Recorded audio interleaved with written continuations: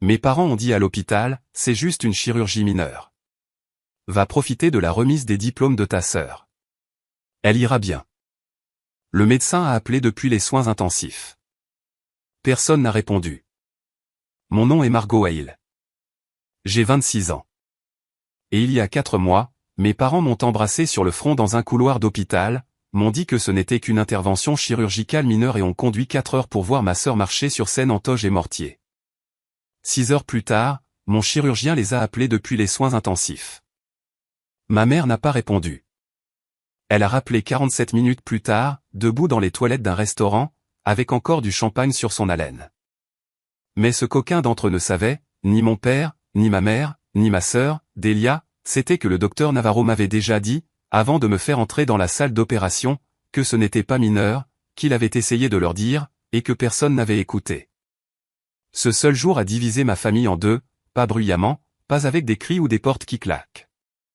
Cela se divise comme les fissures osseuses sous une pression tranquille et répétée, invisible, jusqu'à ce que quelqu'un regarde enfin l'image. La famille Hale vivait au 47 rue Bearwood. Un colonial de 3 chambres dans une banlieue juste au sud de Pittsburgh, en Pennsylvanie. Un revêtement blanc, des volets noirs et une boîte aux lettres en forme de petite grange que mon père a installée l'été de mes 8 ans. De l'extérieur, elle ressemblait à n'importe quelle autre maison du quartier. Des haies bien taillées, un panier de basket dans l'allée que personne n'utilisait plus, un drapeau américain que mon père remplaçait chaque 4 juillet avec une précision presque religieuse. À l'intérieur, c'était comme un sanctuaire pour ma sœur. Mon nom est Margot. Je suis la plus jeune. 3 ans derrière Delia dans tout, ordre de naissance, attention, priorité. Mon père, Glenn Hale, dirigeait une succursale régionale d'une banque de taille moyenne dans la banlieue. Il portait des chemises amidonnées tous les jours, gardait ses cheveux séparés à gauche, et croyait en 2 choses avant tout, le travail acharné et l'apparence. Ma mère, Judith, enseignait la 3e année à l'école élémentaire de Greenfield. C'était le genre de femme que les autres parents décrivaient comme chaleureuse, dévouée, toujours souriante lors des événements scolaires, toujours volontaire pour les ventes de pâtisserie.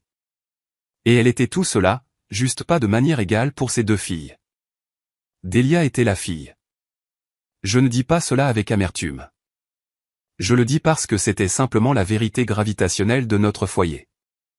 Elle avait 3 ans de plus, un M50 de plus, et était infiniment plus visible. Elle parlait tôt, marchait tôt, lisait tôt. Au moment où elle était au collège, elle était présidente du conseil étudiant, vedette de la comédie musicale de l'école, capitaine de l'équipe de débat. Elle remplissait les pièces comme la lumière remplit une fenêtre, sans effort, complètement. Mes parents orbitaient autour d'elle. J'étais plus calme, pas timide exactement, mais prudente. J'aimais dessiner. J'aimais m'asseoir dans le coin du salon avec un carnet de croquis pendant que tout le monde regardait Delia répéter ses répliques pour la pièce dans laquelle elle jouait ce semestre-là. J'étais bonne à l'école, des notes solides, jamais de problème, mais je n'étais jamais le genre d'enfant qui faisait arrêter les adultes et prêter attention. J'étais ce que ma mère décrivait une fois à un voisin, sans savoir que j'étais dans les escaliers en train d'écouter, comme étant la plus facile. Elle le pensait comme un compliment. J'ai passé 20 ans à essayer de croire que le favoritisme n'était pas dramatique, pas du genre que l'on voit dans les films où un enfant est enfermé dans un placard tandis que l'autre reçoit des gâteaux d'anniversaire. C'était plus doux que ça, ordinaire, presque invisible, à moins que vous ne soyez celui qui se tenait dans l'ombre. Quand Delia a eu 16 ans, mes parents lui ont acheté une Honda Civic argentée, toute neuve. Ils l'ont surprise dans l'allée avec un nœud sur le capot et une carte signée par eux deux. Ma mère a pleuré. Mon père a filmé toute la scène avec son téléphone. Quand j'ai eu 16 ans, j'ai eu les clés de la vieille Ford Taurus de mon père. 320 000 km au compteur. La climatisation ne fonctionnait que du côté passager. Il n'y avait pas de nœud. Il n'y avait pas de carte. Mon père a dit, elle fonctionne bien, Margot. Sois juste reconnaissante. J'étais reconnaissante. C'était ça le problème. J'étais toujours reconnaissante parce qu'on m'avait appris à attendre moins. Quand est venu le temps de l'université, Delia a postulé pour des programmes de commerce sur la côte est. Elle a été acceptée dans 3. Mes parents se sont assis à la table de la cuisine un soir, avec des feuilles de calcul imprimées, débattant de quelle école offrait le meilleur retour sur investissement. Ils ont payé ses frais de scolarité intégralement. Pas de prêt, pas de négociation. Mon père a dit que l'éducation de Delia était un investissement dans son avenir. C'est ce que font les parents. 2 ans plus tard, quand j'ai été accepté dans un programme de design à Philadelphie, j'ai apporté la lettre d'acceptation à la même table de cuisine. Ma mère l'a regardé, a souri et a dit, « C'est merveilleux, chérie. As-tu pensé aux prêts étudiants ?»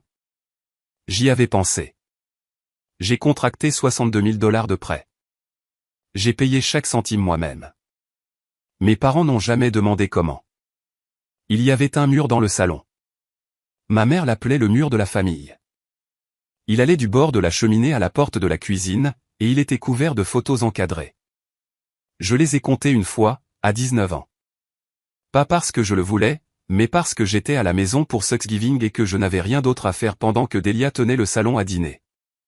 12 photos de Delia, son premier récital de danse, son bal de promo, sa remise de diplôme de lycée, son jour d'emménagement à l'université, elle debout à côté de mon père lors d'un événement de golf, tous les deux riant, elle tenant un trophée, elle devant un sapin de Noël. Elle soufflant des bougies à chaque âge qui comptait apparemment.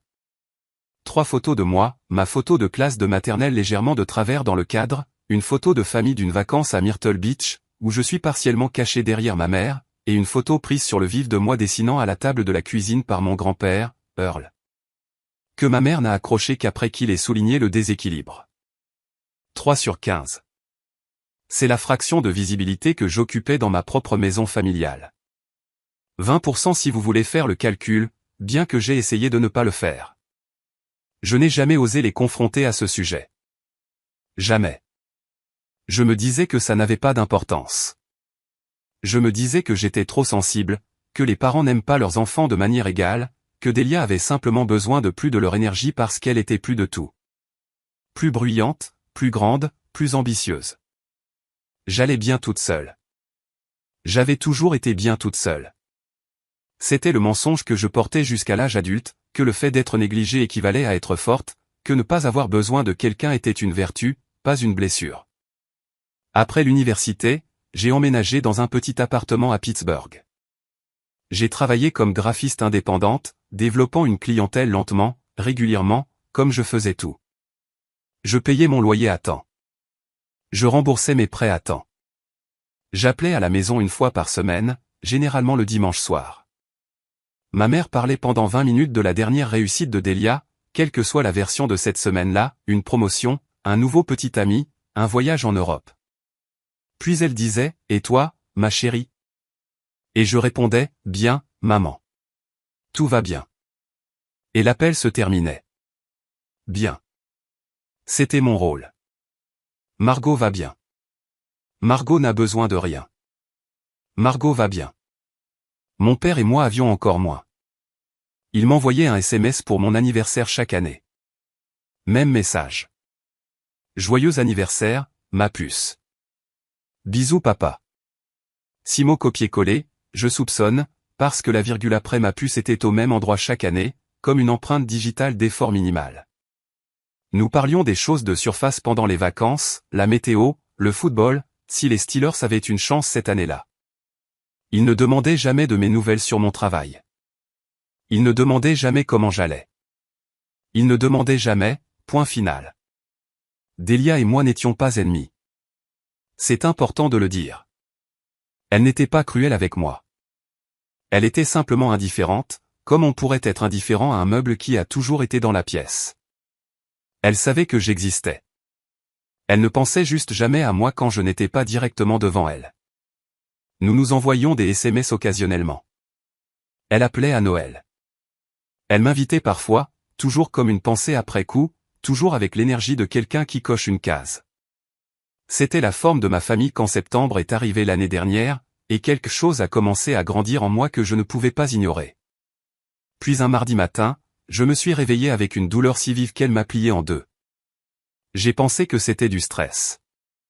J'ai pensé que ça passerait. Je me suis dit ce qu'on m'avait toujours dit, c'est rien, Margot. Tu iras bien. Le médecin a dit le contraire. La douleur a commencé doucement. Une douleur sourde sur mon côté inférieur droit, le genre que l'on remarque une seconde puis que l'on oublie parce qu'on est occupé et qu'on a 26 ans et qu'on est convaincu que son corps est encore invincible. Je l'ai senti pour la première fois début septembre, assise à mon bureau, travaillant sur une refonte de logo pour une boulangerie locale. J'ai bougé sur ma chaise, j'ai appuyé ma main contre mon côté, et la douleur s'est estompée. J'ai retourné au travail. Elle est revenue 3 jours plus tard, plus aiguë. J'étais sous la douche, et elle m'a frappé comme une crampe qui ne savait pas où s'installer.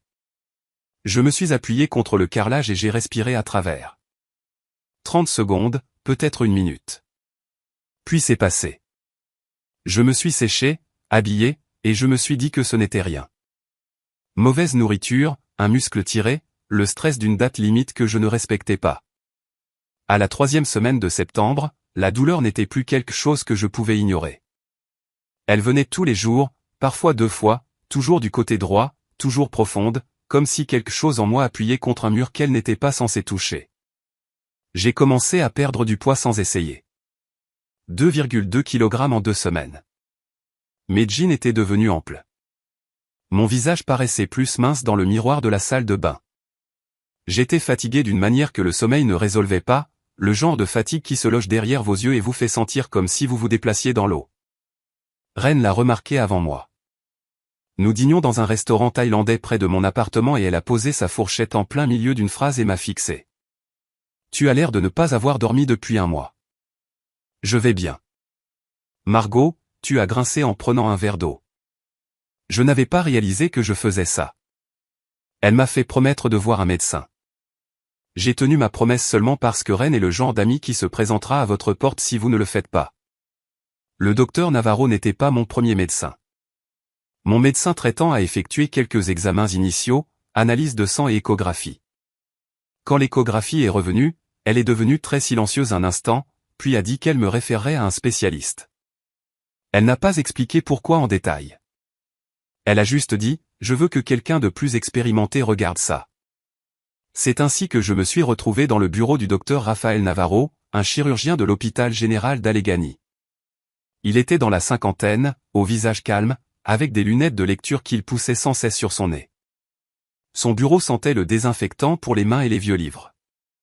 Il y avait des diplômes sur le mur, un petit cactus sur son bureau, et une photo encadrée de 2 adolescentes que j'ai supposé être ses filles. Il a affiché mes clichés sur un moniteur et l'a tourné pour que je puisse voir. Mademoiselle Aïe, vous avez une masse ovarienne. Côté droit, elle mesure environ 7 cm. Il a pointé une ombre grise sur l'écran qui ressemblait à un nuage piégé dans le mauvais ciel. D'après l'imagerie, il s'agit probablement d'un kyste complexe, peut-être un dermoïde ou une tumeur borderline. Nous ne le saurons avec certitude qu'après l'avoir retiré et envoyé à la pathologie. Retiré, ai-je répété. Chirurgie, une laparotomie, très probablement compte tenu de la taille et de l'emplacement. Anesthésie générale. Vous resterez à l'hôpital au moins 1 nuit, peut-être 2 selon ce que nous trouvons une fois à l'intérieur. Il a dit les mots avec soin, comme quelqu'un manipule quelque chose de fragile. Il a expliqué les risques, saignements, infections, la possibilité que la masse soit attachée aux tissus environnants ou aux vaisseaux sanguins, ce qui compliquerait l'ablation, la chance faible mais réelle que si l'analyse pathologique s'avère préoccupante. Un traitement supplémentaire pourrait être nécessaire. Il a utilisé le mot au sérieux 2 fois. Il n'a jamais utilisé le mot au mineur. Avez-vous de la famille à proximité, a-t-il demandé. Mes parents sont à environ 40 minutes. Bien. Je vous recommande fortement d'avoir quelqu'un avec vous, non seulement pour le soutien émotionnel, mais parce que les premières 12 à 24 heures après la chirurgie sont critiques. Vous aurez besoin de quelqu'un pour plaider en votre faveur si vous ne pouvez pas le faire vous-même. J'ai hoché la tête. Je l'ai remercié. J'ai programmé la chirurgie pour le 27 octobre. Puis je me suis assise dans ma voiture dans le parking de l'hôpital pendant 15 minutes, les mains sur le volant, sans conduire nulle part, juste respirant. Ce soir-là, j'ai appelé ma mère. Je lui ai tout dit. La douleur, les examens, la référence, le docteur Navarro, la masse, la date de la chirurgie.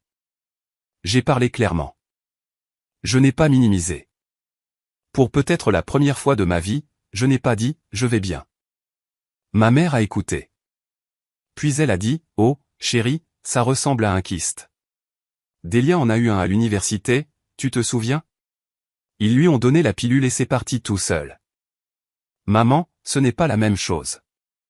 C'est 7 centimètres. Ils doivent opérer. Je sais. Je sais. Je dis juste que ce n'est probablement rien. Ces choses sont très courantes. Quand est la chirurgie? 27 octobre. La pause qui a suivi est quelque chose que je n'oublierai jamais. Ce n'était pas une pause d'inquiétude. C'était une pause de calcul. Margot, c'est le même week-end que la remise des diplômes de Delia. Delia terminait son MBA à Columbia. La cérémonie était le 27 octobre, le même jour à New York, à 4 heures de Pittsburgh. Je sais que le timing est mauvais, ai-je dit prudemment. Mais le docteur Navarro a dit que cela ne pouvait pas attendre. Encore une pause. Puis la voix de ma mère est passée à ce ton vif et gestionnaire qu'elle utilisait quand elle réorganisait la réalité pour qu'elle corresponde à une version qu'elle préférait. Eh bien, je suis sûr que ce sera une procédure rapide. Ces choses le sont généralement. Tu seras probablement sorti pour le déjeuner, et Ren sera là avec toi, n'est-ce pas? C'est une si bonne amie. Nous t'appellerons dès que la cérémonie sera terminée. Nous serons probablement de retour tard dans la soirée. J'ai tenu le téléphone contre mon oreille et j'ai fixé le mur de mon appartement. Sur une impression encadrée que j'avais conçue moi-même, des formes abstraites en bleu sourd, le seul art que j'avais jamais accroché. J'ai pensé lui dire ce que le docteur Navarro avait réellement dit, sur les risques, sur le mot sérieux, sur la façon dont il avait spécifiquement demandé si j'avais de la famille à proximité. Au lieu de cela, j'ai dit, d'accord, maman. Parce que c'est ce que j'ai toujours dit. Mon père a été encore plus direct. Il m'a appelé 2 jours plus tard, non pas pour demander des nouvelles de la chirurgie, mais pour me dire qu'il avait réservé un hôtel près de Columbia pour le week-end. Ta mère me dit que tu as une petite procédure cette semaine. Tu vas t'en sortir, ma puce. Les médecins aujourd'hui aiment faire paraître les choses pires qu'elles ne le sont. C'est ainsi qu'ils justifient la facture. Il a ri de sa propre blague. Delia travaille si dur pour ce MBA. Nous ne pouvons pas le manquer. Je comprends, papa. C'est ma fille. Je n'ai pas dit à Delia moi-même. Je suppose que ma mère l'a fait. Des semaines plus tard, j'ai appris que ma mère lui avait décrit la situation comme « Margot se fait enlever un petit kyste. Rien de grave. Elle en fait un peu trop pour le timing. » La réponse de Delia, qui m'a été rapportée plus tard par ma mère elle-même dans un moment d'honnêteté accidentelle, a été « Eh bien, elle peut le reporter, n'est-ce pas? » Elle ne m'a pas demandé. Elle n'a pas appelé. Elle n'a pas envoyé de SMS. Elle a simplement absorbé la version des événements qui exigeait le moins d'elle et est passée à autre chose. Le 27 octobre est arrivé comme un verdict et je me suis préparé à y faire face comme j'avais fait face à tout dans ma vie. Seul.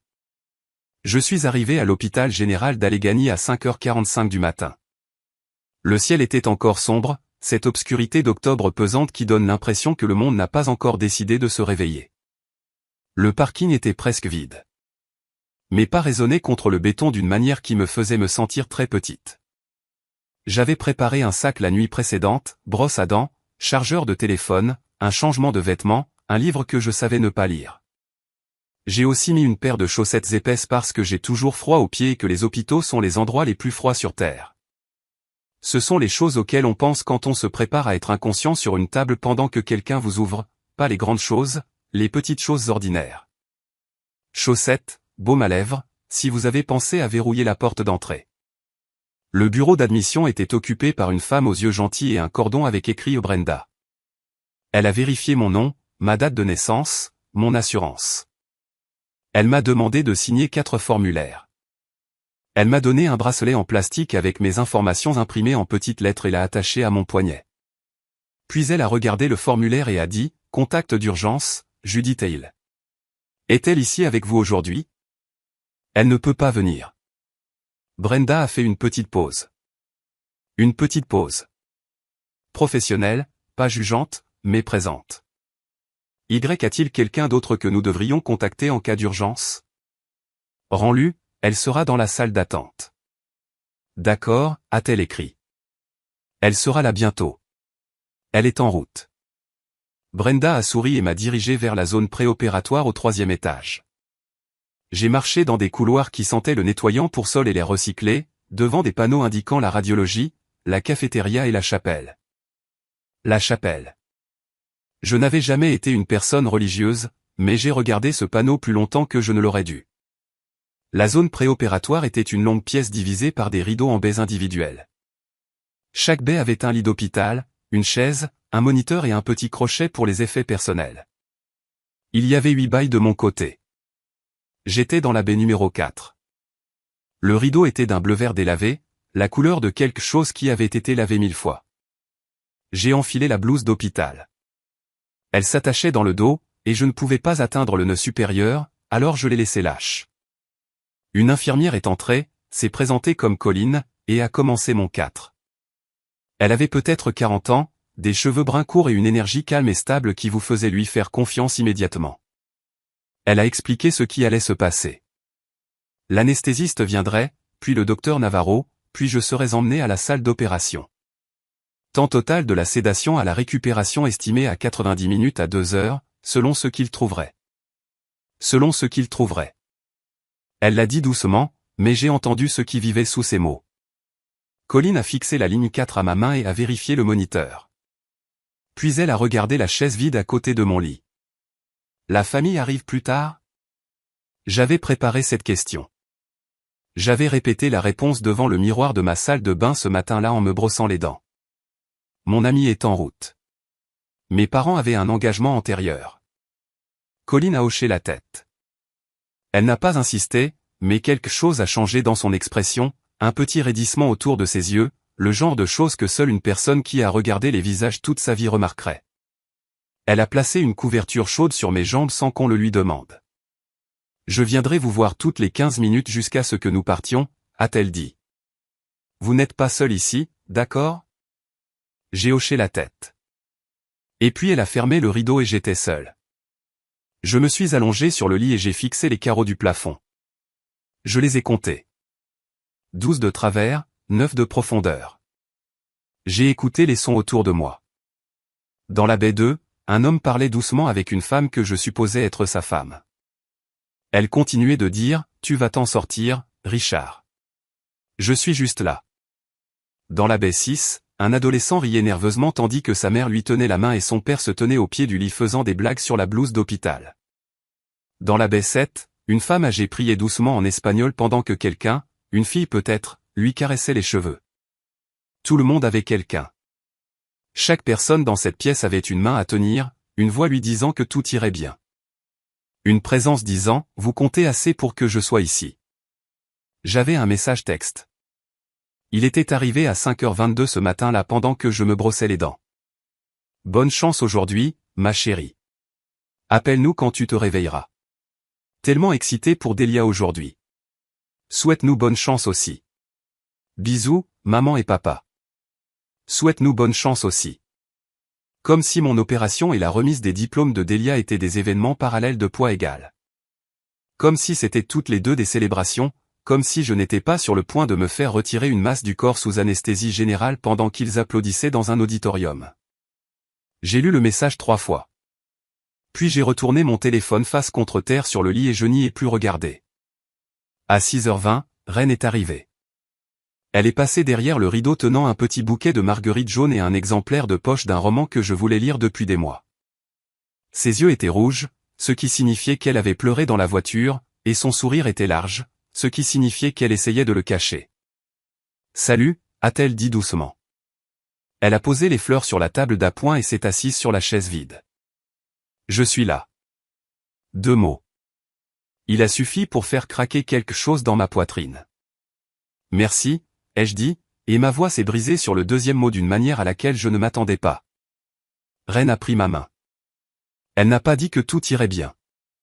Elle n'a pas dit que mes parents auraient dû être là. Elle n'a pas rempli le silence de bruit. Elle a juste tenu. À 6h50, l'anesthésiste est venu, un homme grand nommé Dr Kim, qui a expliqué le processus de sédation d'une voix si monotone qu'elle était presque apaisante. Il a posé des questions sur les allergies, les opérations précédentes, quand j'avais mangé pour la dernière fois. J'ai répondu à tout. Il a marqué quelque chose sur son presse-papier et m'a dit qu'il me verrait dans la salle d'opération. À 7h, le docteur Navarro est apparu. Il était déjà en tenue de bloc opératoire, un bonnet bleu sur ses cheveux, ses lunettes de lecture remplacées par une paire qu'il portait aux yeux. Il m'a regardé, puis Rennes, puis l'espace vide derrière elle où une famille aurait dû être. Mademoiselle Aïe, comment vous sentez-vous? Nerveuse? J'ai admis. Il a hoché la tête. C'est normal. Il a fait une pause. Quelqu'un d'autre vient-il? Non. Il a maintenu mon regard un instant, pas de pitié, quelque chose de plus proche de la reconnaissance, comme un homme qui avait vu cela auparavant et n'avait toujours pas fait la paix avec ça. Très bien, a-t-il dit doucement. Nous allons prendre très bien soin de vous là-dedans. À 7h15, 2 aides sont venus débloquer les roues de mon lit. Reine m'a serré la main une dernière fois. Je serai juste là quand tu te réveilleras, a-t-elle dit. J'ai hoché la tête, incapable de parler parce que si j'ouvrais la bouche, je savais que je lui demanderais d'appeler ma mère et de la supplier de venir. Et je n'allais pas faire ça. Pas aujourd'hui. Plus jamais. Ils m'ont transporté dans un long couloir et à travers une double porte dans la salle d'opération. C'était froid et lumineux et rempli d'équipements que je ne reconnaissais pas. Le docteur Navarro était déjà là, debout à côté de la table, ganté et prêt. L'anesthésiste a placé un masque sur mon visage. Comptez à rebours à partir de 10, a-t-il dit.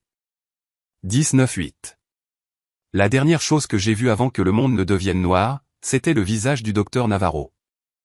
Son front était plissé. Sa mâchoire était serrée. Ce n'était pas l'expression d'un homme effectuant une procédure de routine. C'était l'expression d'un homme se préparant à quelque chose qui, espérait-il, n'irait pas mal.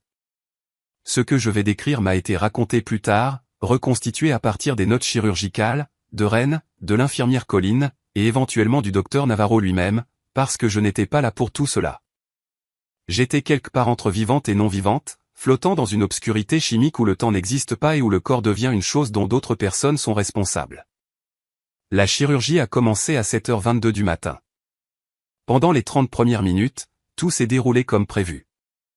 Le docteur Navarro a fait l'incision, accédé à la cavité abdominale et localisé la masse sur mon ovaire droit. Elle était plus grande que ce que l'imagerie avait suggéré, pas 7 cm, mais plutôt 9. Mais la taille seule n'était pas le problème. Le problème était l'emplacement. La masse avait poussé dans une position où elle appuyait contre l'artère ovarienne droite et avait développé des adhérences, des bandes de tissu cicatriciel qui l'avaient attachée aux structures environnantes. Elle était emmêlée d'une manière que les clichés n'avaient pas entièrement révélée. Navarro m'a dit plus tard qu'au moment où il a vu l'étendue des adhérences, il a regardé son assistant chirurgical de l'autre côté de la table et a dit 2 mots, appelez le vasculaire. C'était à 7h54 du matin.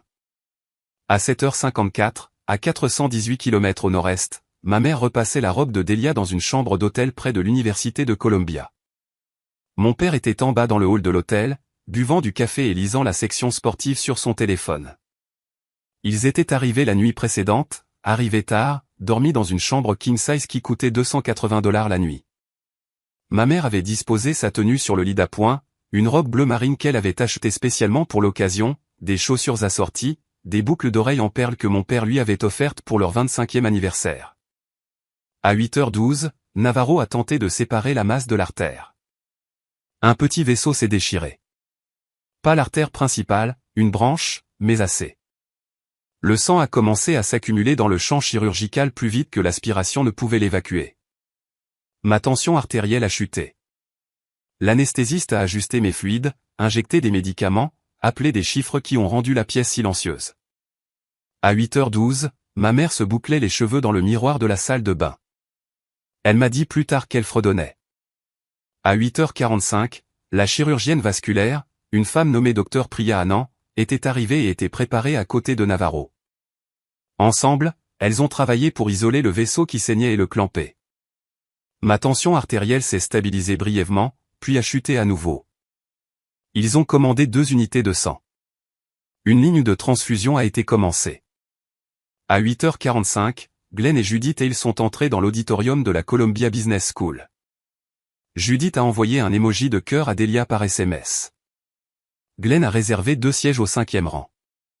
À 9h15, Navarro a réussi à retirer la masse, mais les adhérences avaient causé plus de dommages que prévu. Il y avait une petite déchirure dans le péritoine qui devait être réparée. Un autre vaisseau fuyait. La chirurgie qui devait durer 90 minutes approchait maintenant de la marque des 2 heures sans fin en vue.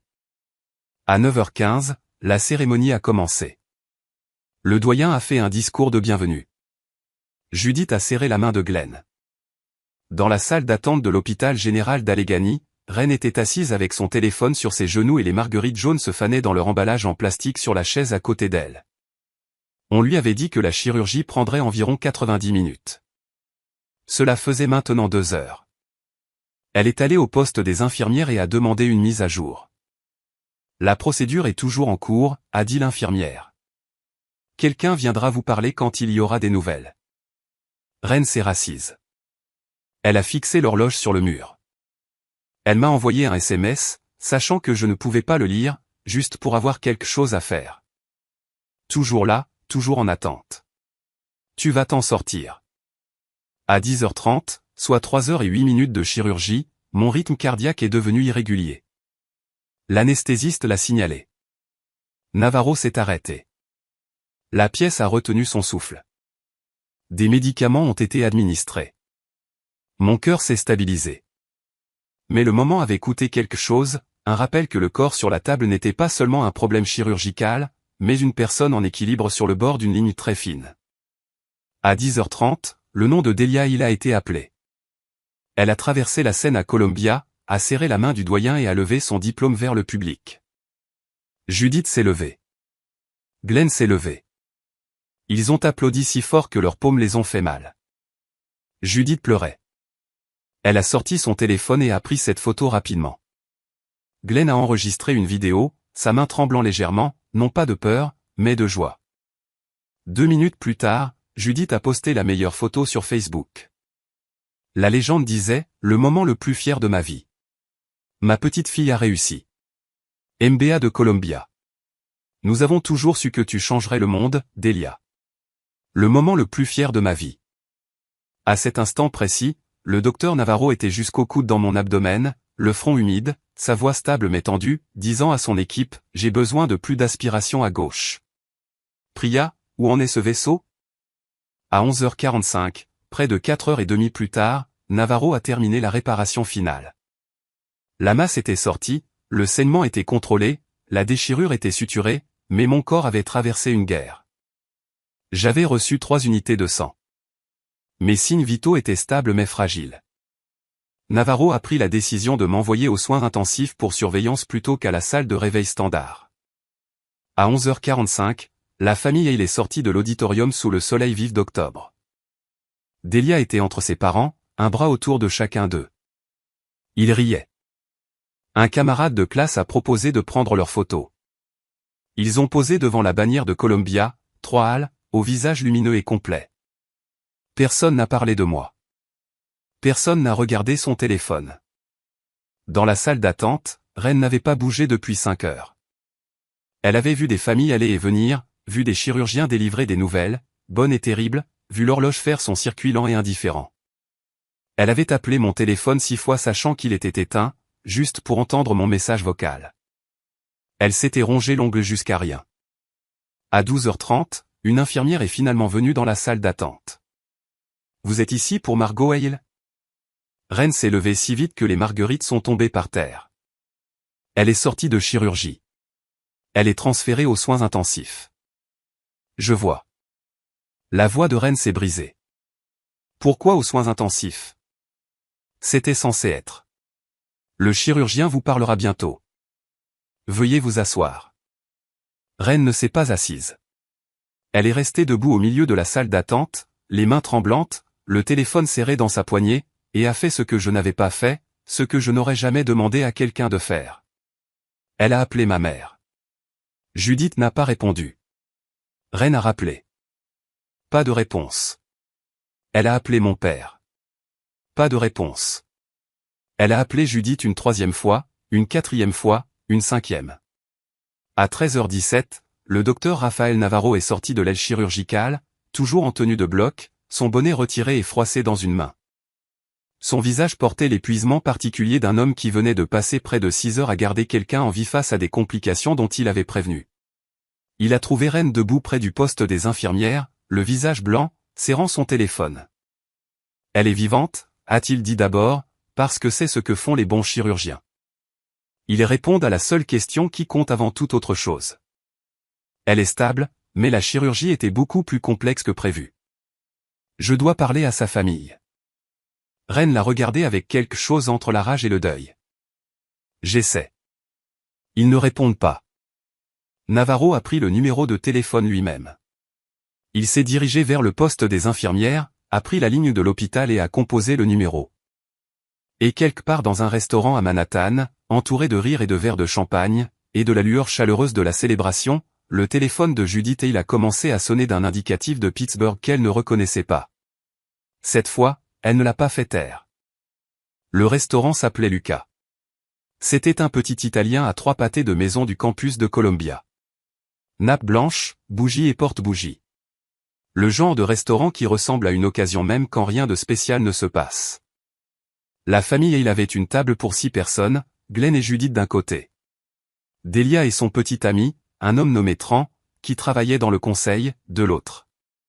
2 camarades de classe de Delia occupaient les chaises restantes. Il y avait des graissins sur la table et une bouteille de Prosecco que Glenn avait commandée avec une fierté qui frôlait la cérémonie. Le téléphone de Judith a vibré dans son sac. Elle y a jeté un coup d'œil.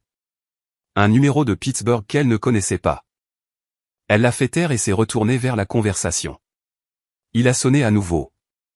Elle a fouillé dans son sac, a refusé l'appel et a posé le téléphone face contre terre sur la table. Probablement une arnaque, a-t-elle dit à personne en particulier. Glenn a hoché la tête sans lever les yeux. Il était en train de raconter à Tran le premier trophée de concours d'épellation de Delia, une histoire qu'il avait racontée au moins 40 fois au cours des 20 dernières années. Chaque fois avec le même enthousiasme que la première. Le téléphone a sonné une 3e fois, même numéro. Judith a froncé les sourcils. Elle l'a pris, s'est excusée, et s'est dirigée vers l'arrière du restaurant, au-delà des toilettes, dans un couloir étroit près de la cuisine qui sentait l'ail et le savon à vaisselle. Elle a répondu avec l'irritation légère de quelqu'un qui a été interrompu pendant un repas important. Allô? Est-ce Judith Hale? Oui. Qui est-ce? Je m'appelle Dr Raphaël Navarro. Je suis chirurgien à l'hôpital général d'Allegheny à Pittsburgh. J'appelle à propos de votre fille, Margot Hale. Le couloir était étroit. Judith s'est appuyée contre le mur. Plus tard, elle m'a dit qu'elle ne se souvenait pas d'avoir pris la décision de s'appuyer.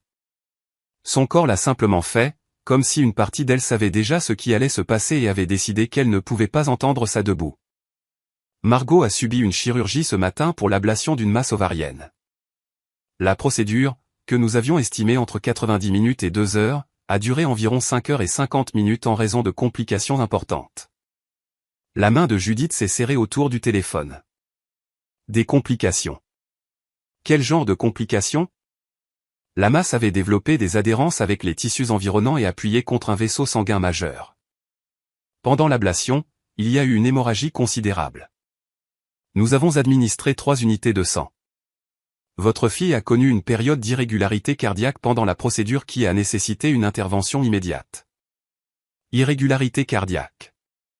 Judith a répété les mots comme si les dire lentement les rendrait moins terribles. Son rythme cardiaque est devenu instable. Nous l'avons corrigé, mais l'événement a prolongé la chirurgie et considérablement augmenté le profil de risque. Elle est actuellement aux soins intensifs.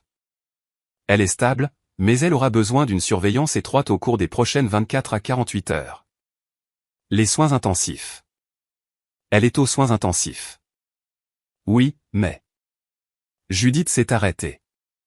La phrase qu'elle était sur le point de dire, mais c'était juste une chirurgie mineure, est morte quelque part entre son cerveau et sa bouche parce que le docteur Navarro n'avait jamais dit ça. Il avait dit qu'elle et Glenn avaient décidé cela ensemble dans leur cuisine autour d'un café tout en regardant un calendrier qui avait la remise des diplômes de Delia encerclés au marqueur rouge. Madame Hale, je veux que vous sachiez que j'ai appelé le numéro de contact d'urgence sur le dossier de votre fille 3 fois pendant la procédure. Personne n'a répondu. Le silence qui a suivi était celui qui change la température d'une pièce. Judith n'a pas parlé. Elle ne pouvait pas. Elle se tenait dans un couloir qui sentait l'ail, vêtue d'une robe bleu marine qu'elle avait achetée pour une célébration avec du prosecco pétillant dans un verre à 6 mètres de là. Et sa plus jeune fille était dans un lit aux soins intensifs à 418 km au sud. J'appelle maintenant, Navarro a continué, sa voix, même professionnelle, ne portant aucun jugement que Judith pouvait entendre, mais tout le jugement qu'elle ressentirait plus tard, parce que votre fille a répertorié vous comme son contact d'urgence. Elle sera probablement consciente dans les prochaines heures. Il serait bénéfique pour elle d'avoir sa famille présente. Nous sommes à New York, a murmuré Judith. Je comprends. 2 mots. Il n'a rien dit de plus.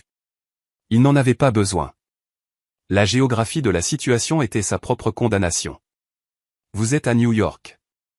Votre fille est aux soins intensifs à Pittsburgh.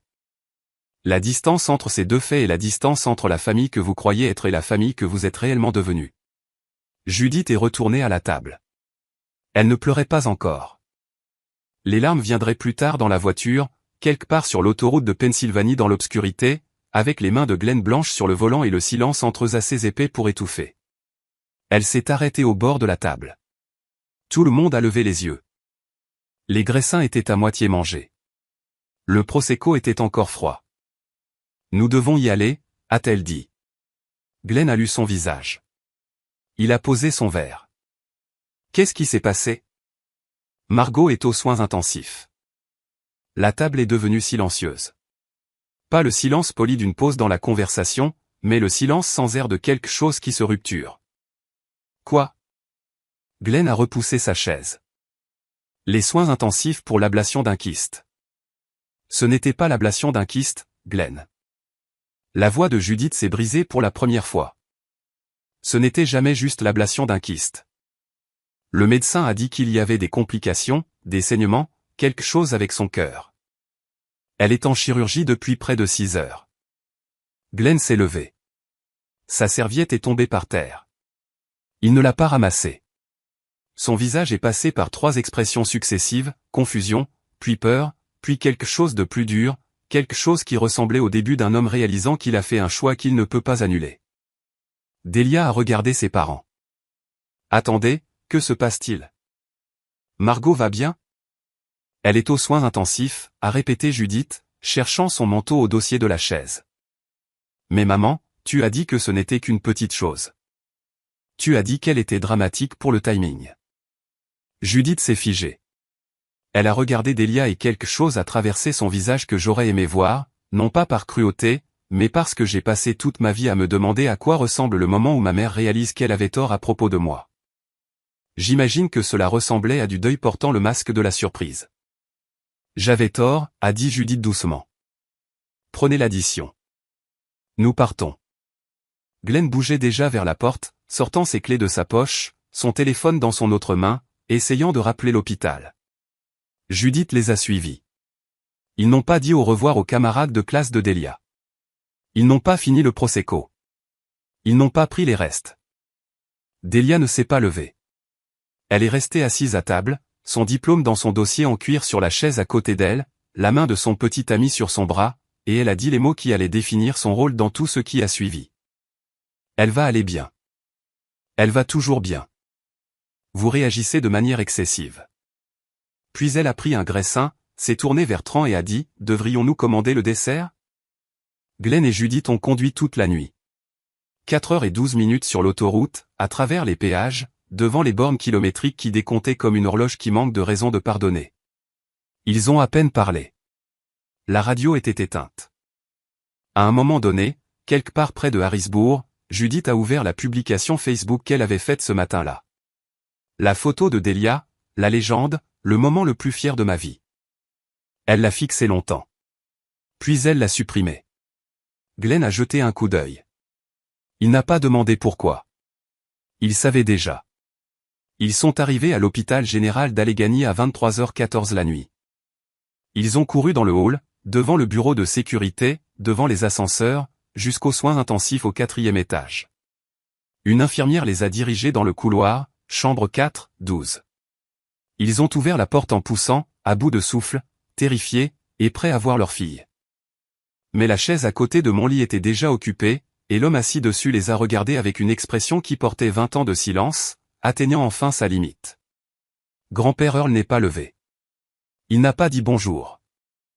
Il a regardé son fils et sa belle-fille, toujours dans leurs vêtements de fête, sentant encore légèrement le prosecco et la culpabilité, et il a dit un mot.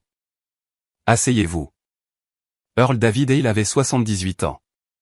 Il vivait seul dans une petite maison de 2 chambres sur une colline près d'Erie, en Pennsylvanie, à environ 2 heures au nord de Pittsburgh. La maison lui appartenait, ainsi qu'à ma grand-mère, Ruth, décédée il y a 6 ans d'un accident vasculaire cérébral qui l'a emporté dans son sommeil un mercredi matin de mars. Après sa mort, Earl est resté. Il tondait la pelouse lui-même. Il cuisinait ses propres repas. Il conduisait son vieux camion Chevy au magasin de bricolage tous les samedis et à l'église tous les dimanches. C'était le genre d'homme qui croyait que se présenter n'était pas un grand geste, mais une exigence de base d'être humain. Ren l'avait appelé à 21h45 ce matin-là, 2h30 après le début de ma chirurgie, quand l'infirmière lui a dit que la procédure prenait plus de temps que prévu et qu'elle ne pouvait pas joindre mes parents. Ren avait le numéro de mon grand-père parce que je le lui avais donné des années auparavant, pas pour les urgences, mais parce qu'Earl était la seule personne de ma famille à qui je faisais confiance sans hésitation, et je voulais que quelqu'un d'autre ait ce lien au cas où j'en aurais besoin. Earl a répondu à la 2e sonnerie. Ren a expliqué la situation en phrases courtes et saccadées. Margot est en chirurgie. Ça prend plus de temps que prévu. Ses parents sont à New York pour la remise des diplômes de Delia. Personne ne répond à leur téléphone. Je suis seul ici. Earl a posé une question. Quel hôpital? Puis il a raccroché, a mis son manteau, a verrouillé sa porte d'entrée et a conduit 2 heures vers le sud à travers le trafic de construction et la pluie d'octobre. Il n'a pas appelé Glenn. Il n'a pas appelé Judith. Il n'a pas appelé Delia. Il est simplement monté dans son camion et est parti parce que sa petite fille était sur une table d'opération et que les personnes qui auraient dû être là avaient choisi d'être ailleurs. Il est arrivé à l'hôpital général d'Allegheny à 12h15 de l'après-midi, juste au moment où le docteur Navarro terminait la chirurgie. Ren l'a rencontré dans le hall. Elle m'a raconté plus tard que lorsqu'elle l'a vu traverser les portes automatiques, 78 ans, légèrement essoufflé, ses cheveux gris fins humides par la pluie, portant une chemise de flanelle et des bottes de travail parce qu'il n'avait pas eu le temps de se changer. Elle a commencé à pleurer si fort qu'elle n'a pas pu parler pendant une bonne minute. Earl a posé une main sur son épaule et a dit, « Tu as bien fait de m'appeler. Maintenant, emmène-moi auprès d'elle. » Ils sont allés aux soins intensifs ensemble. J'étais toujours inconsciente, intubée, des moniteurs suivant chaque battement de cœur. Earl a tiré la chaise du visiteur aussi près que possible du lit, en fonction des fils. Il s'est assis. Il a pris ma main, celle sans la voix 4, et il l'a tenue. Il n'a pas lâché pendant les 11 heures suivantes. Ren est resté 2 heures de plus. Puis Earl lui a dit de rentrer chez elle et de se reposer. « Tu as fait assez » a-t-il dit. « Je ne pars pas. » Ren a hésité, mais Earl lui a donné ce regard qu'il avait perfectionné au cours de 5 décennies de paternité. Le regard qui dit « Ce n'est pas une suggestion ». Elle a laissé son numéro de téléphone aux infirmières et est rentrée chez elle. Earl est resté assis sur cette chaise tout l'après-midi. Il a regardé les moniteurs. Il a regardé les infirmières entrer et sortir. Il a regardé ma poitrine se soulever et tomber sous la mince couverture de l'hôpital. À un moment donné, l'infirmière Colleen est entrée pour vérifier mes signes vitaux et l'a vu tenir ma main. La tête baissée, ses lèvres bougeant légèrement. « Est-ce que vous priez ?» a-t-elle demandé doucement.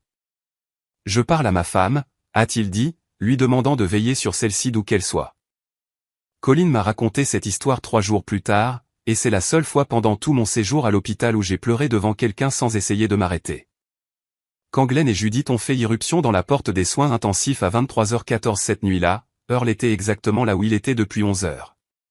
Même chaise, même position, mes mains toujours dans les siennes. Il n'avait pas mangé. Il n'avait pas dormi. Il n'avait pas quitté la pièce, sauf une fois pour aller aux toilettes, et même alors, il avait demandé à Colleen de rester avec moi jusqu'à son retour. Il a levé les yeux vers son fils et sa belle-fille. Glenn portait toujours le veston qu'il avait porté pour la remise des diplômes. Judith portait toujours la robe bleu marine. Ils étaient essoufflés d'avoir couru dans l'hôpital. Leur visage portait l'expression particulière des personnes qui avaient passé 4 heures en voiture à contempler la possibilité que leur enfant puisse mourir pendant qu'il mangeait des graissins. Earl ne s'est pas levé. « Asseyez-vous » a-t-il dit. Glenn a tiré une 2e chaise du coin. Judith est restée debout, ses yeux fixés sur moi, sur les tubes des moniteurs, sur la contusion sur ma main due à la voix 4, sur la pâleur de mon visage sous les lumières fluorescentes. Sa main est allée à sa bouche. Mon Dieu. Mon Dieu, Margot. Elle ne peut pas vous entendre, a dit Earl. Elle est inconsciente depuis ce matin. Les médecins disent qu'elle se réveillera probablement demain. Glenn s'est assis. Ses mains étaient sur ses genoux. Il fixait le sol. Papa, nous ne savions pas que c'était si sérieux. Earl a été silencieux un instant avant de parler. Sa voix était basse et stable, la voix d'un homme qui porte quelque chose de lourd depuis très longtemps et qui a finalement décidé de le poser. Vous ne vouliez pas savoir. Ce n'est pas juste. Glenn. Earl a dit le nom de son fils de la manière dont on ferme une porte fermement, complètement. J'ai conduit 2 heures sous la pluie aujourd'hui parce qu'une fille nommée Reine, qui n'a aucun lien de parenté avec Margot, s'est souciée d'assez pour m'appeler. Votre fille ne m'a pas appelé elle-même. Elle n'a appelé personne dans cette famille. Comprenez-vous ce que cela signifie? Glenn a ouvert la bouche. Rien n'en est sorti. Cela signifie qu'elle a appris que les appels sont inutiles. Cela signifie qu'elle a été enseignée, encore et encore, par vous et par Judith, que ses urgences ne sont pas prioritaires, que sa douleur n'est pas urgente, qu'elle est la fille qui peut attendre. Judith s'est laissée tomber sur la chaise à côté de Glenn. Des larmes coulaient sur son visage, mais elle n'a fait aucun bruit. Elle a pleuré de la manière dont les gens pleurent quand ils savent qu'ils n'ont pas le droit d'être bruyants à ce sujet. Earl a fouillé dans la poche intérieure de sa chemise de flanelle et en a sorti un petit carnet. C'était le genre que l'on peut acheter dans n'importe quelle pharmacie, spirale, avec une couverture bleu pâle. Il l'a tenu pour qu'ils puissent tous les deux le voir. J'ai commencé à tenir ceci il y a 4 ans, après la remise des diplômes de Margot, celle à laquelle vous êtes arrivé avec 40 minutes de retard parce que Delia avait un brunch que vous ne pouviez pas manquer. Il a ouvert le carnet. Les pages étaient remplies de son écriture, petite et précise. L'écriture soignée d'un homme qui avait travaillé de ses mains toute sa vie et comprenait la valeur d'un effort attentif et délibéré. Septembre il y a 4 ans, remise des diplômes de Margot. Glenn et Judith sont arrivés 40 minutes en retard. Brunch de Delia. Il a tourné la page. Décembre de la même année. Premier contrat indépendant de Margot. Elle a appelé Judith pour partager la nouvelle. Judith a parlé pendant 14 minutes de la promotion de Delia. N'a posé aucune question à Margot sur le contrat. Il a tourné une autre page et une autre et une autre. Mars il y a 3 ans, Margot était malade avec une pneumonie. A demandé à Judith d'apporter de la soupe. Judith a dit qu'elle était occupée à aider Delia à déménager. Il a continué à lire. Thanksgiving il y a 2 ans. Margot a proposé d'accueillir. Judith a choisi l'appartement de Delia parce qu'il était plus grand. N'a pas dit à Margot avant la veille. 17 entrées. 4 ans de moments catalogués dans un carnet de pharmacie par un homme de 78 ans qui regardait sa petite fille disparaître en pleine vue. Glenn a fixé le carnet comme s'il s'agissait d'un miroir montrant un reflet qu'il ne reconnaissait pas. Earl a fermé le carnet et l'a posé sur ses genoux. 17 fois, Glenn. 17 fois en 4 ans que Margot avait besoin de vous ou de Judith. Étage 17 fois vous avez choisi autre chose, quelqu'un d'autre. Il a fait une pause. Et aujourd'hui, vous avez choisi une remise de diplôme plutôt qu'une chirurgie. Vous l'avez laissé seul sur une table d'opération pour applaudir Delia. Les soins intensifs étaient silencieux à l'exception du bip régulier du moniteur cardiaque, une machine qui comptait le fait que j'étais encore en vie. Earl a regardé son fils, puis Judith, et a dit ce que personne dans la pièce n'était prêt à entendre. C'est pour ça que j'ai changé mon testament il y a 2 mois. Les mots sont restés suspendus dans l'air de cette chambre de soins intensifs comme la fumée persiste après que quelque chose ait déjà brûlé. Qu'est-ce que tu veux dire, tu as changé ton testament? La voix de Glenn était à peine audible. Earl a posé ses 2 mains sur le carnet sur ses genoux. Il n'a pas haussé la voix. Il n'en avait pas besoin. La pièce était petite. Les moniteurs bip. Et la vérité ne nécessite pas de volume. Il y a 2 mois, j'ai rencontré mon avocat aérien, Harold Whitmore. Tu le connais. J'ai révisé mon plan successoral. La maison, la propriété, le compte d'épargne, le portefeuille d'investissement que ta mère et moi avons construit au cours de 53 ans de mariage.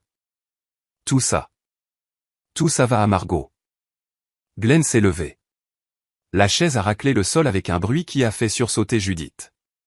Il a fait un pas vers son père, puis s'est arrêté parce que même dans sa colère, même dans son choc. Une partie de Glenn et il reconnaissait encore que l'homme assis sur cette chaise avait gagné le droit d'être entendu. Tu ne peux pas faire ça. Je l'ai déjà fait. Papa, cette propriété seule vaut 450 000 $. Je sais. Je l'ai fait évaluer en août. Le compte d'épargne contient encore 118 000 $. Le portefeuille d'investissement, celui que ta mère a commencé quand tu étais petit, vaut environ 92 000 $. Au total, environ 660 000 $. La bouche de Glenn s'est ouverte et fermée. Il ressemblait à un homme qui essayait de respirer sous l'eau. Tout ça, Earl a continué, ira à Margot à mon décès, ainsi qu'une disposition pour un fonds d'éducation pour tout enfant futur qu'elle pourrait avoir. Ton nom, Glenn, a été retiré comme bénéficiaire. Le nom de Delia n'y a jamais été inscrit. Papa. La voix de Glenn s'est brisée d'une manière que je n'avais jamais entendue. Pas en 26 ans d'être sa fille. Pas même proche. Je suis ton fils. Oui, tu le es. Et Margot est ta fille. Et ce soir, elle est allongée dans un lit aux soins intensifs parce qu'une masse a failli la tuer sur une table d'opération pendant que vous buviez du Prosecco et postiez des photos. Earl a fait une pause. Dis-moi, Glenn, quand tu as appris qu'elle était ici, la première chose que tu as ressentie était-ce de la peur pour elle ou de la honte pour toi? Glenn n'a pas répondu. Il n'avait pas besoin de le faire. La réponse était écrite sur son visage dans une langue qui n'a pas besoin de mots. Judith a parlé pour la première fois depuis qu'Earl avait fait l'annonce. Sa voix était brute, râpée jusqu'à quelque chose qui ne ressemblait pas du tout au ton vif et gestionnaire qu'elle portait habituellement. Earl, s'il te plaît. Nous avons fait une terrible erreur. Nous le voyons maintenant. Mais tu ne peux pas punir Glenn pour. Je ne punis personne, Judith. Earl s'est tourné vers elle et son expression s'est adoucie, mais seulement légèrement. Je protège quelqu'un. Il y a une différence. La punition regarde en arrière. La protection regarde en avant. Et cette fille, il a pointé sur moi inconsciente, tubée, surveillée, pâle, a besoin de quelqu'un qui regarde en avant pour elle parce que les deux personnes qui étaient censées faire ce travail ont regardé de côté vers Delia pendant 26 ans. Judith s'est pressé les deux mains sur son visage. Ses épaules tremblaient. La robe bleu marine qu'elle avait achetée pour le moment le plus fier de sa vie était froissée, maintenant plissée par 4 heures en voiture. Tachée à l'ourlet où elle s'était agenouillée sur le sol de l'hôpital sans s'en rendre compte lorsqu'elle m'a vu pour la première fois dans le lit des soins intensifs. Earl n'avait pas fini. Judith, je me soucie de toi. Je me soucie de toi depuis le jour où Glenn t'a ramené pour Thanksgiving il y a 31 ans, et tu as aidé Ruth à laver la vaisselle sans qu'on te le demande. C'est la femme dont je me souviens. C'est la femme qui n'aurait pas laissé son enfant seul à l'hôpital. Il a rouvert le carnet, non pas pour lire, mais pour le tenir comme quelqu'un qui tient une preuve qu'il aurait préféré ne jamais avoir à recueillir. Tu connais le mur dans ton salon. Le mur de la famille. Judith a levé les yeux, confuse par le changement. J'ai compté les photographies lors de ma dernière visite. 12 de Delia, 3 de Margot.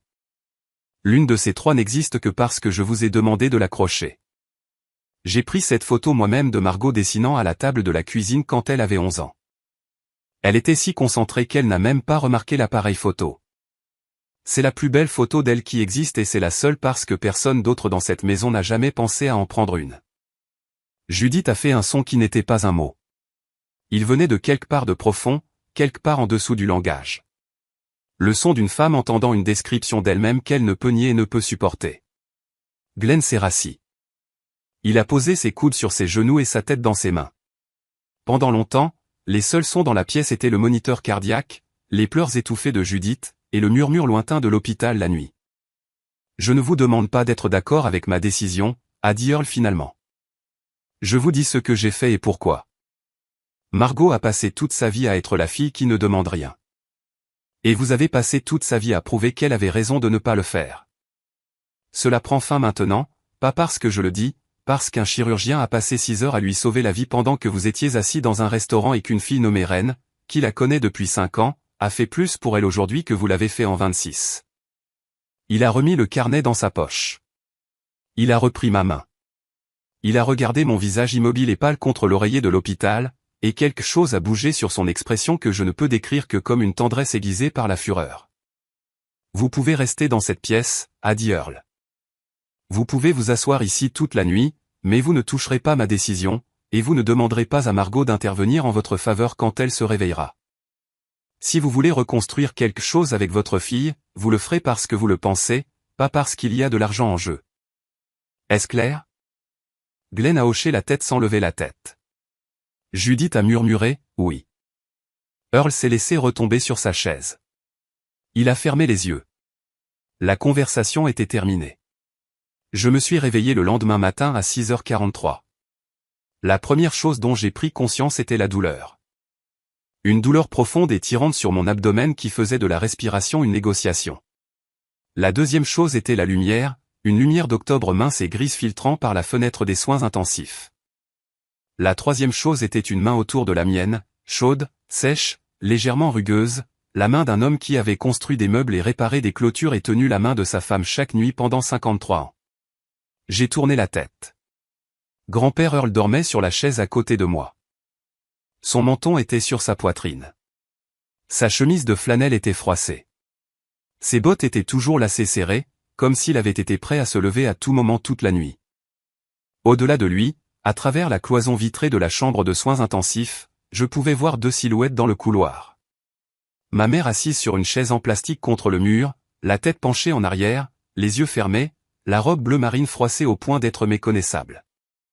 Mon père debout à côté d'elle, appuyé contre le mur, les bras croisés, fixant le sol avec une expression que je n'avais jamais vue sur son visage auparavant. Ils étaient dehors. Earl était à l'intérieur. Le verre entredisait tout ce que les mots n'avaient pas encore réussi à dire. L'infirmière Colline est apparue. Elle a vérifié mes signes vitaux, ajusté quelque chose sur la voie 4, et s'est penchée près de moi. « Bienvenue à nouveau, Margot », a-t-elle dit doucement. « Votre grand-père est ici depuis hier après-midi, 11h. Il ne voulait pas partir, ne voulait pas manger, il est juste resté assis là à vous tenir la main. » J'ai regardé Earl, son visage buriné, le carnet à peine visible dans la poche de sa chemise, la main qui tenait toujours la mienne, même dans son sommeil. Et pour la première fois depuis des années que je pouvais compter, j'ai pleuré. Pas à cause de la chirurgie, pas à cause de la douleur, mais parce que quelqu'un était venu. Quelqu'un avait choisi d'être là. Quelqu'un avait regardé la chaise vide à côté de mon lit et avait décidé qu'il était inacceptable qu'elle reste vide. 3 jours plus tard, quand j'étais assez forte pour m'asseoir et tenir une conversation de plus de quelques phrases, ma mère est entrée dans la chambre portant un morceau de papier plié.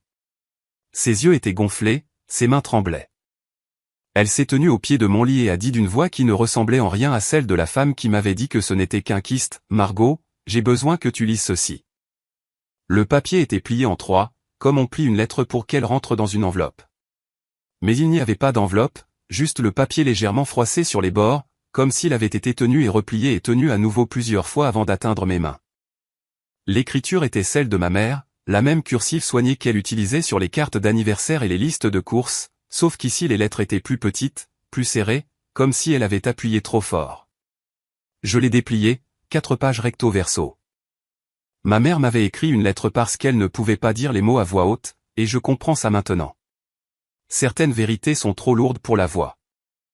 Elles ont besoin du poids lent et délibéré d'un stylo sur le papier où l'on ne peut pas se cacher derrière le ton ou le timing ou l'interruption commode de quelqu'un d'autre entrant dans la pièce. Elle se tenait au pied de mon lit pendant que je lisais. Elle ne s'est pas assise. Elle n'a pas parlé. Elle tenait ses mains jointes devant son estomac, comme elle se tenait lors des réunions parents-professeurs. La posture d'une femme se préparant à être jugée. La lettre a commencé simplement. « Margot, je ne sais pas si tu me pardonneras. Je n'écris pas cela pour te demander de le faire. J'écris cela parce que tu mérites de connaître la vérité, même si la vérité te fait me haïr. » Elle a d'abord écrit à propos de Delia, non pas pour excuser quoi que ce soit, mais pour expliquer l'architecture d'un favoritisme qu'elle prétendait n'avoir jamais eu l'intention d'avoir. Elle a écrit qu'à partir du moment où Delia est née, elle s'était reconnue en sa fille aînée, l'extraversion, le besoin d'attention, la façon dont Delia traversait les pièces comme si elle jouait pour un public qu'elle pouvait sentir mais pas voir. Judith a écrit qu'aimer Delia lui semblait toujours facile parce qu'aimer Delia, c'était aimer une version d'elle-même à qui on avait donné une seconde chance de tout faire correctement. Puis elle a écrit à mon sujet. tu es arrivé dans ce monde tranquille. Tu n'as pas pleuré pendant les 30 premières secondes et les infirmières ont dû te stimuler pour obtenir une réponse. Ton père a plaisanté en disant que tu étais déjà facile à vivre. J'ai ri. Je n'aurais pas dû rire parce que quelque part dans cette blague se trouvait la graine de tout ce qui a suivi. Elle a écrit que je lui rappelais sa propre mère, ma grand-mère de son côté, une femme nommée Patricia, décédée quand j'avais 4 ans. Patricia avait été calme, artistique, profondément intérieure. Elle et Judith avaient une relation compliquée, faite de longs silences et de déceptions inexprimées. Judith a écrit que quand elle me regardait, surtout à mesure que je grandissais, elle voyait les manières de Patricia, mon habitude de dessiner seule, ma préférence pour le calme. Mon refus de rivaliser pour l'attention. Et au lieu de voir ses qualités comme des forces, elle les voyait comme un avertissement, comme si être comme Patricia signifiait que je porterais aussi la tristesse de Patricia, la distance de Patricia, l'incapacité de Patricia à se connecter. Je t'ai repoussé parce que j'avais peur de qui tu me rappelais. Ce n'est pas ton fardeau. Ce n'était jamais ton fardeau. Mais je te l'ai mis quand même, et je suis si profondément désolé. Elle a écrit à propos du mur de photographie. Elle a admis qu'elle n'avait jamais décidé consciemment d'accrocher moins de photos de moi. Cela s'était produit progressivement, comme l'érosion, une photo à la fois, un moment à la fois, jusqu'à ce que le déséquilibre soit si grand qu'il devienne invisible pour la personne qui l'a créé. Elle a écrit que lorsqu'Earl l'a souligné il y a 2 ans, elle l'avait rejeté. Lui avait dit qu'il était sentimental. S'était dit que le mur reflétait simplement qui avait le plus de jalons à documenter. Je me suis dit que tu n'avais pas besoin des mêmes choses que Delia. Je me suis dit que tu étais forte, indépendante, autonome. Mais ce que je faisais réellement, c'était décider que tes besoins étaient moins importants parce qu'ils étaient moins bruyants. Et c'est une forme de négligence que je passerai le reste de ma vie à essayer de comprendre. Ensuite, elle a écrit à propos de la chirurgie. Je savais que ce n'était pas mineur. J'ai lu les documents. J'ai vu les formulaires de consentement sur le comptoir de la cuisine lors de notre visite il y a 2 semaines. J'ai vu les mots anesthésie générale et complications possibles et risque d'hémorragie. Je les ai lus et puis je me suis dit que les médecins écrivent toujours le pire scénario pour se protéger légalement. Je me suis dit que tu irais bien. J'ai choisi de croire cela non pas parce que les preuves le soutenaient, mais parce que le croire me permettait d'aller à New York sans culpabilité. Elle a écrit que le matin du 27 octobre, alors qu'elle repassait la robe de Delia dans la chambre d'hôtel, elle avait eu un moment, un éclair de doute, une tension dans sa poitrine qu'elle a reconnue comme de la peur, pas pour Delia, mais pour moi. Elle avait envisagé d'appeler l'hôpital pour vérifier l'horaire de la chirurgie. Elle avait envisagé de m'appeler pour dire qu'elle m'aimait, qu'elle pensait à moi, qu'elle aurait aimé être là. J'ai pris le téléphone. J'ai regardé ton nom dans mes contacts. Et puis Delia a frappé à la porte et a dit qu'elle avait besoin d'aide pour ses cheveux. Et j'ai reposé le téléphone. J'ai choisi la fille qui demandait plutôt que la fille qui ne le fait jamais. Et ce choix a failli me coûter tout. La dernière page a été la plus difficile à lire. Non pas à cause de ce qu'elle disait, mais à cause de ce qu'elle ne disait pas. Il n'y avait aucune promesse que les choses seraient différentes. Il n'y avait aucune déclaration de changement. Il y avait seulement une admission brute et non décorée qu'elle m'avait fait défaut d'une manière qui ne pouvait pas être réparée avec une lettre. Je ne sais pas comment être la mère que tu méritais. Je ne suis pas sûr de savoir comment apprendre. Mais je vais essayer, Margot. Pas parce qu'Earl a changé son testament. Pas parce que tu as failli mourir. Mais parce que je me suis assise dans ce couloir pendant 3 jours et que j'ai regardé ton grand-père faire ce que j'aurais dû faire. Et j'ai réalisé que le problème n'était jamais que tu n'avais pas besoin de moi. Le problème, c'est que je me suis convaincu que tu n'en avais pas besoin pour ne pas avoir à me présenter. J'ai lu la lettre 2 fois. La seconde fois était plus lente. J'ai remarqué les endroits où l'encre avait bavé, où une goutte d'eau, une larme que je suppose, avait légèrement déformé le papier. J'ai remarqué les endroits où elle avait barré un mot et l'avait réécrit, où les phrases trébuchaient avant de trouver leur rythme. Ce n'était pas une lettre polie. Ce n'était pas l'œuvre d'une femme qui y avait pensé pendant des années.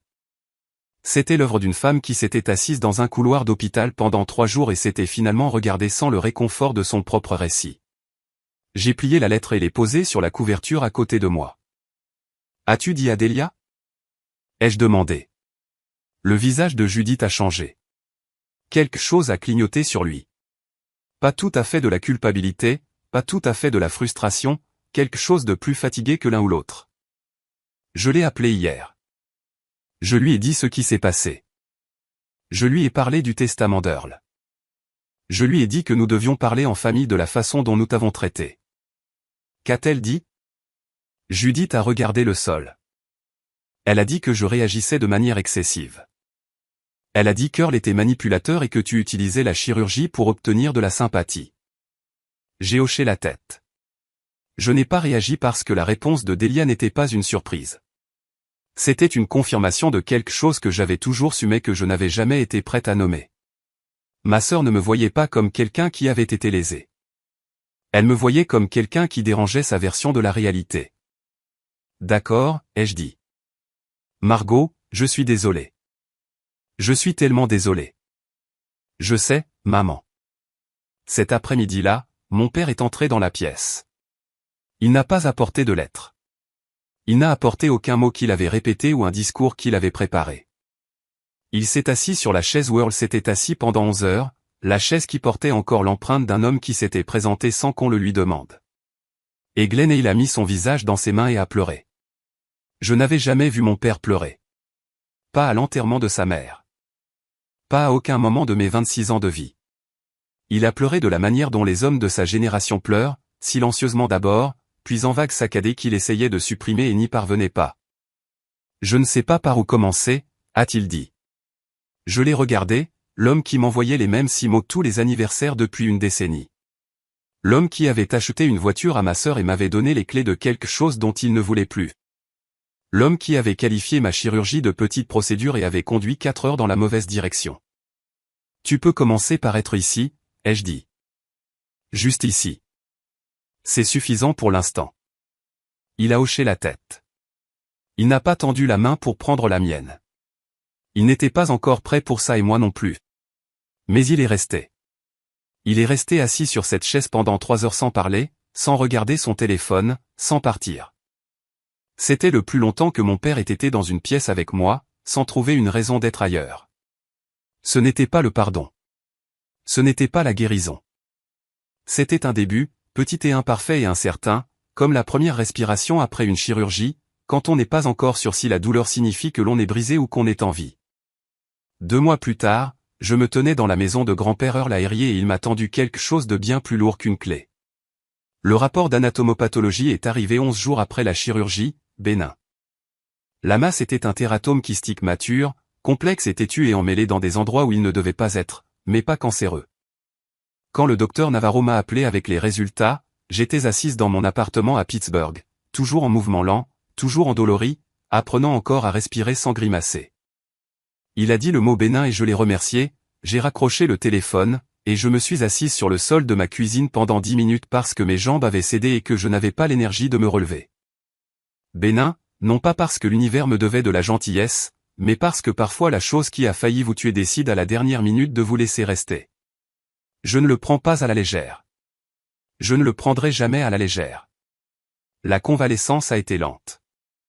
L'incision a guéri par étapes, les couches externes d'abord, puis les tissus plus profonds, chaque semaine un peu moins de douleur, un peu plus d'amplitude de mouvement. Je n'ai pas pu travailler pendant 3 semaines.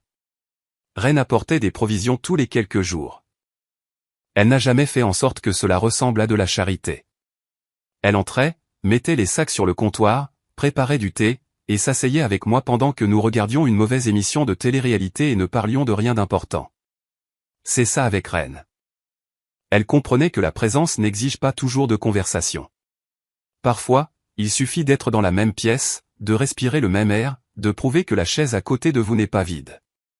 Grand-père Earl l'appelait tous les jours, tous les matins à 8h15, comme une horloge. Il ne demandait jamais comment j'allais parce qu'il savait que je dirais que j'allais bien même si ce n'était pas le cas. Au lieu de cela, il posait des questions spécifiques. As-tu pris le petit déjeuner? As-tu pris les médicaments prescrits par Navarro? Combien de pas as-tu fait aujourd'hui? Il suivait ma convalescence de la même manière qu'il suivait tout, avec une précision calme et des soins têtus et inébranlables. Mes parents appelaient aussi, séparément d'abord, puis ensemble. Les appels étaient maladroits, hésitants, pleins de pauses qui s'étiraient une seconde de trop et de mots qui semblaient répétés. Ma mère pleurait pendant les 3 premiers appels. Mon père s'éclaircissait la gorge souvent, comme il le fait quand l'émotion est trop proche de la surface et qu'il doit la repousser par un acte physique. Il demandait de mes nouvelles. Il demandait de mon travail. Pour la première fois de ma vie, il posait des questions puis attendait les réponses. Ce n'était pas naturel pour eux. Je pouvais entendre l'effort dans chaque phrase, comme on peut entendre l'effort chez quelqu'un qui apprend une nouvelle langue. Soigneux, délibéré, conscient de soi. Mais ils essayaient. Et après 26 ans à ne pas être essayé j'ai décidé que l'effort valait quelque chose. Pas tout, mais quelque chose. Judith a commencé à voir un thérapeute. Elle me l'a dit lors de notre 4e appel téléphonique, sans y être invitée, comme quelqu'un qui avoue quelque chose dont il est à la fois fier et honteux d'avoir besoin. J'ai trouvé quelqu'un qui se spécialise dans les dynamiques familiales. Elle m'aide à comprendre des schémas que je ne savais pas avoir. Je lui ai dit que j'étais contente. Je le pensais sincèrement.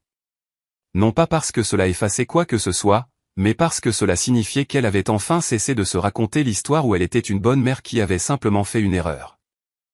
La vérité était plus grande que cela, et elle commençait à la regarder. Glenn a commencé à m'appeler tous les dimanches soirs. Les premiers appels duraient moins de 10 minutes. Il ne savait pas quoi dire. Il parlait de la météo. Il parlait des Steelers. Il a demandé si j'avais besoin d'argent, ce qui était sa façon de demander si j'avais besoin de lui, car l'argent était la seule langue de soins dont il avait jamais été courant.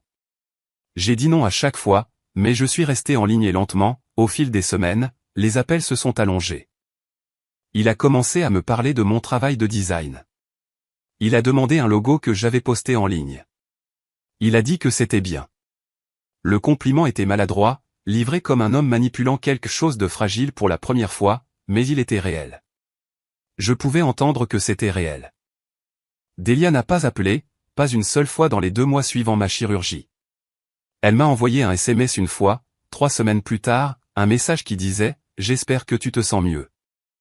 Fais-moi savoir si tu veux prendre un café un de ces jours. » J'ai fixé ce SMS longtemps. C'était le genre de message que l'on envoie à une connaissance, pas à une sœur dont la complication chirurgicale a failli la tuer. Je n'ai pas répondu. Pas par colère, mais parce que j'avais finalement accepté quelque chose à quoi je résistais toute ma vie. Delia n'allait pas changer. Elle n'était pas cruelle. Elle n'était pas malveillante. Elle était simplement construite autour d'un centre de gravité qui ne m'incluait pas. Et peu importe à quel point j'espérais, attendais ou étais compréhensive, cela ne changerait rien. Certaines personnes ne vous voient pas. Et la chose la plus aimante que vous puissiez faire pour vous-même est d'arrêter de vous tenir dans leur ligne de mire et d'attendre. 2 mois après la chirurgie, fin décembre, j'ai conduit jusqu'à Erie. Les routes étaient dégagées mais froides. Le genre de jour d'hiver de Pennsylvanie où le ciel est un plafond blanc plat et où les arbres nus semblent retenir leur souffle. Je me suis arrêté devant la maison d'Earl sur la colline et je me suis assise dans la voiture un instant à la regarder. C'était un petit bardeau blanc, un Porsche avec 2 chaises berçantes qui n'avaient pas été utilisées depuis la mort de grand-mère Ruth. Une vue sur le lac au loin, argenté et calme sous le ciel d'hiver. Earl était sur le porche quand je suis sorti de la voiture. Il portait sa chemise de flanelle, la même qu'il avait portée à l'hôpital. Il avait une tasse de café dans une main et un jeu de clés dans l'autre. Je suis monté les marches du Porsche. Il m'a tendu les clés sans cérémonie. « C'est à toi maintenant », a-t-il dit. « Pas quand je meurs. »« Maintenant. » J'ai demandé à Harold de déposer les documents la semaine dernière. « L'acte est à ton nom. » « Grand-père, tu ne peux pas juste. »« Je peux. » Je l'ai fait. J'ai 78 ans, Margot. J'ai gagné le droit de faire ce que je veux de ma propre maison. Il a pris une gorgée de son café. De plus, je ne vais nulle part. Je vais vivre dans la chambre d'amis. Tu prends la pièce principale. Elle a la meilleure vue sur le lac. Ta grand-mère disait toujours que c'était la meilleure pièce de la maison. J'ai regardé les clés dans ma main. Elles étaient chaudes de sa poigne. J'ai regardé la maison, le Porsche, les chaises berçantes, le lac au-delà des arbres, et j'ai compris qu'Earl ne me donnait pas seulement une propriété. Il me donnait ce que je n'avais jamais eu en 26 ans d'être une île. Un endroit où j'étais la priorité. Un endroit où je n'avais pas à gagner en visibilité ou à rivaliser pour attirer l'attention ou prouver que mes besoins étaient valides. Un foyer où les murs tiendraient mes photos parce que quelqu'un voulait qu'elles soient là. J'ai déménagé à Eyrier en janvier. J'ai installé mon studio de design dans la deuxième chambre, celle avec la fenêtre orientée au nord qui laissait entrer une lumière propre et uniforme. J'ai conservé mes clients indépendants. J'en ai pris de nouveaux.